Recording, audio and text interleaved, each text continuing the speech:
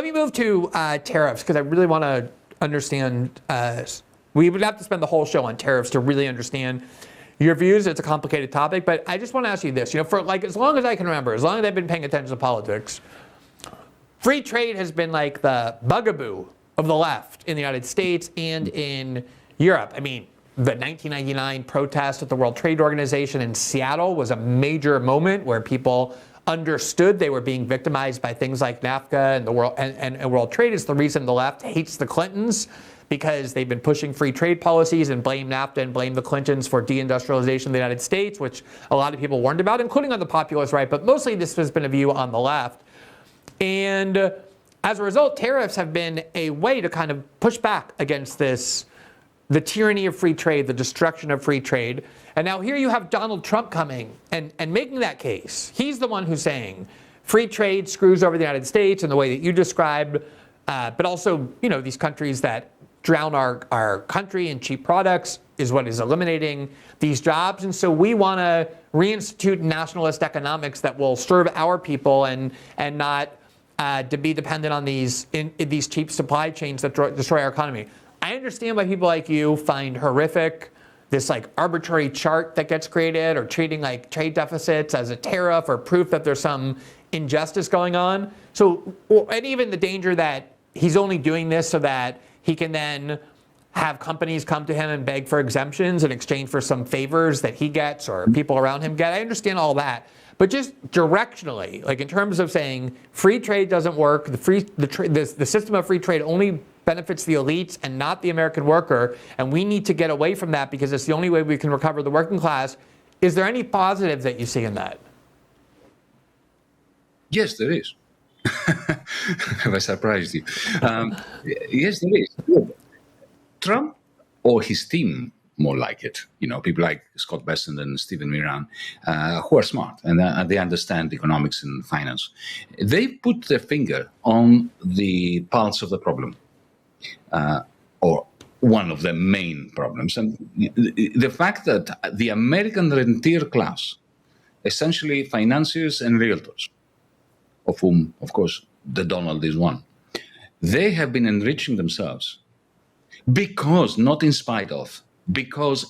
the burgeoning trade deficit of the United States, which is the other side, the flip side of the same coin as that of American manufacturing decline and deindustrialization. On this, they're right. It's been my analysis now for 40 years. I've written books about that well before I knew who Donald Trump was. The tragedy is that the remedy that they're offering through bilateral mafia-like negotiations, first with Britain, then with India, then with Germany, and so on and so forth, that is not going to work out well in the end for the people that are voting them in, only because for once they heard something that is remotely connected to the reality. And of course, the people who voted them in are the blue-collar workers, the MAGA crowd between the two coasts, the east and the west coast of the United States. That's the first point. The second point, let me speak to what you said about the opposition of the left to free trade. Well, to begin with, there was never free trade. We never had free trade. It was predatory trade. And let me remind you, Glenn, you don't need to be reminded, but just in case somebody from our audience needs to be reminded or has forgotten,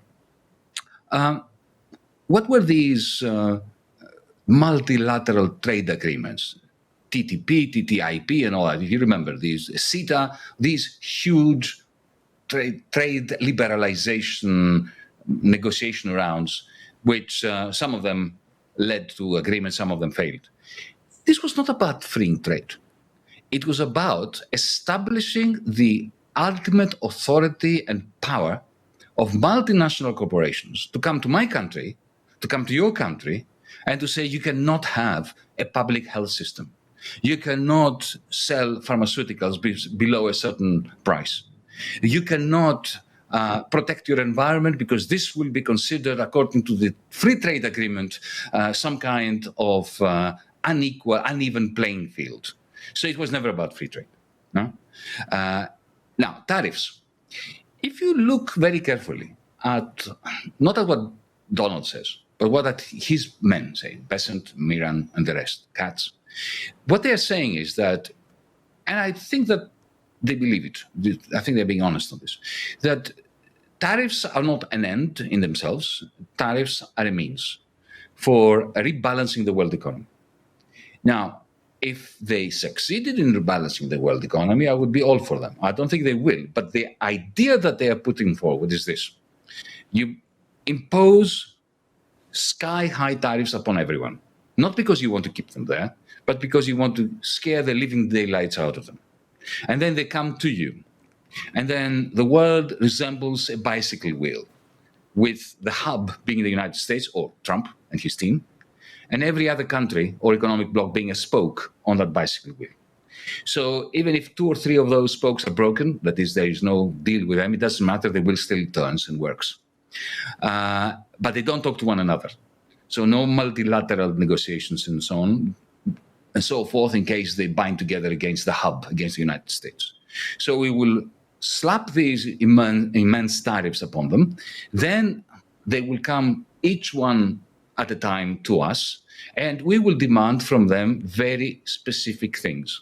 So, for instance, when the Japanese come, and they have come, from what I hear, we will point out that they have $1.2 trillion in savings, and we want them to sell half of that, because we want to devalue the dollar, but we don't want them to buy Chinese yuan or European euros, or any other currency for that matter, because we don't want any other currency to compete with the US dollar.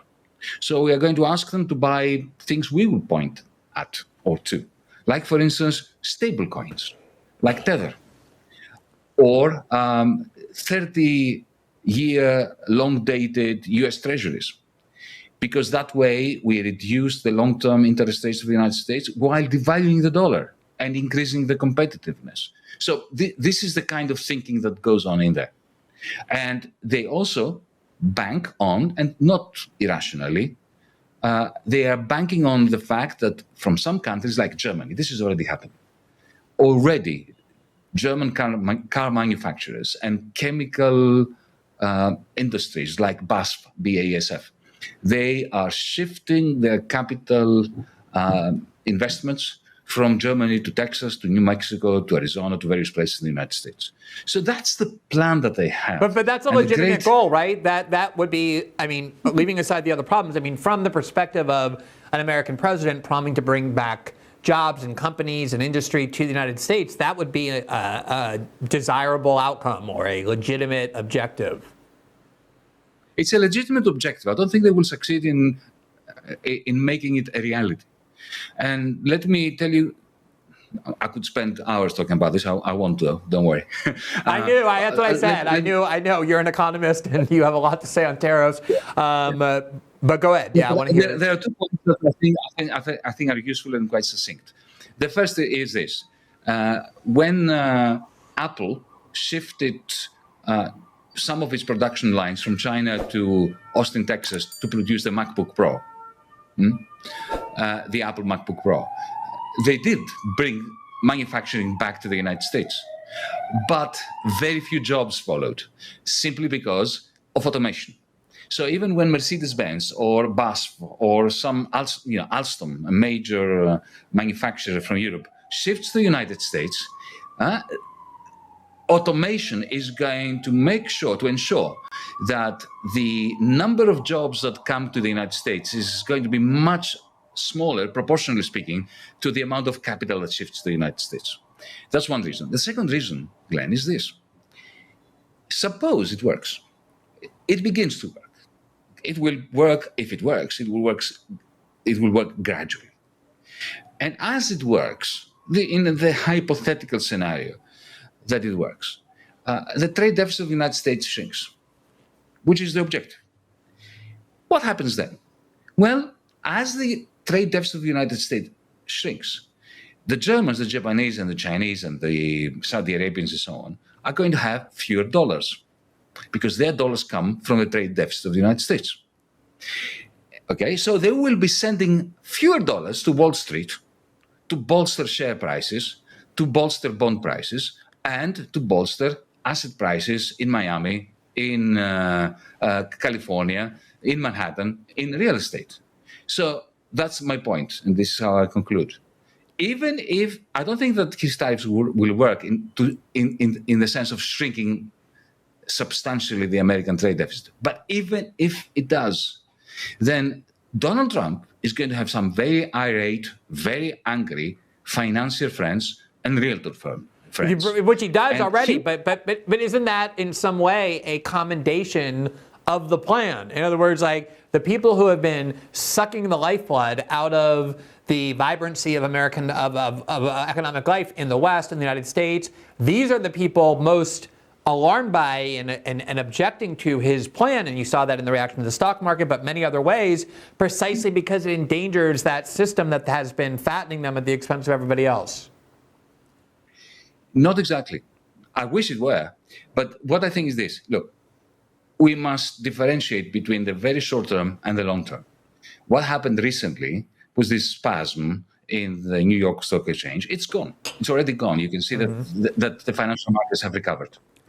What Trump is telling them is, look, this is a very short-term pain for long-term gain. This is what he's telling them.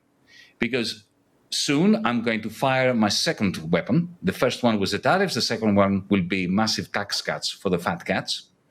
And you will benefit enormously. You'll see, the New York Stock Exchange, NASDAQ is going to shoot through the roof.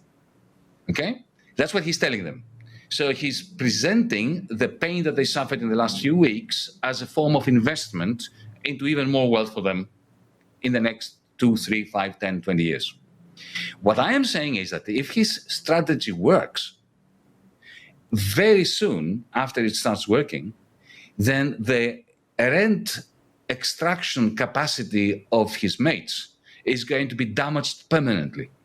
And that will put him in a political bind. He will have to choose between going back, just pedaling back and reversing course, because he cannot stand. I do not believe that he can politically or even psychologically stand the long-term wrath of the bankers and of the realtors. He's not FDR.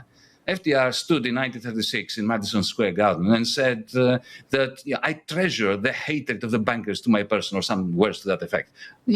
Trump is not going to be that kind of president. I hope he would be, but I think that there is a zero probability attached to him being that. So I don't think that. But anyway, look, I don't think it's going to work anyway, because in the end, China is not going to succumb to his bullying. China is going to expand its realm within the BRICS plus countries. There's going to be a new payment system that will increasingly be anchored on the Chinese one. Trump may have quite a bit of success in the next 2 or 3 years in extracting concessions. You saw this yesterday when Keir Starmer ridiculed himself by celebrating a so-called comprehensive US-UK trade deal, which is nothing. There's nothing comprehensive about it. And it is a great success for Donald, but not a great success for Keir Starmer. So Trump can score quite enough victories in the next 2 or 3 years. But I don't think he's going to be to go down in history, to be remembered by historians in the future in the same way that Nixon was, because Nixon's shock in 1971, which was very similar to the Trump shock, had continuity. It continued after him. It was continued by Carter. It was continued by Reagan. Will this policy of shrinking the rent extraction powers of the powers that be of the interior class in the United States have any follow-up? I find this very hard to believe, independently of whether we have a Republican or a Democratic White House. I mean, what I've thought for a long time is that no matter how powerful a president is, no matter how much of a popular mandate they have or whatever, how much they have a party control of both Congresses, the only things they can't really withstand are serious upset and anger by the banking class, by Wall Street, by the financiers. I think a president, no matter how popular, would be destroyed. Trying to destroy the power of except for FDR. I'm talking about the modern presidency in terms of how it's constructed. And maybe you can imagine like a very passionate, devoted, charismatic, shrewd leader like FDR reappearing who could, but the way American power functions, I think it would be very, very difficult to impossible. And then the other way would be, trying to destroy the intelligence community or the military industrial class. And then finally, I think the last way, maybe the hardest thing to do, would be to separate the United States from Israel and sort of put an end to the largesse that the United States has long given to Israel. Thanks for watching this clip from System Update, our live show that airs every Monday through Friday at 7 p.m. Eastern, exclusively on Rumble. You can catch the full nightly shows live or view the backlog of episodes for free on our Rumble page. You can also find full episodes the morning after they air across all major podcasting platforms, including Spotify and Apple. All the information you need is linked below. We hope to see you there.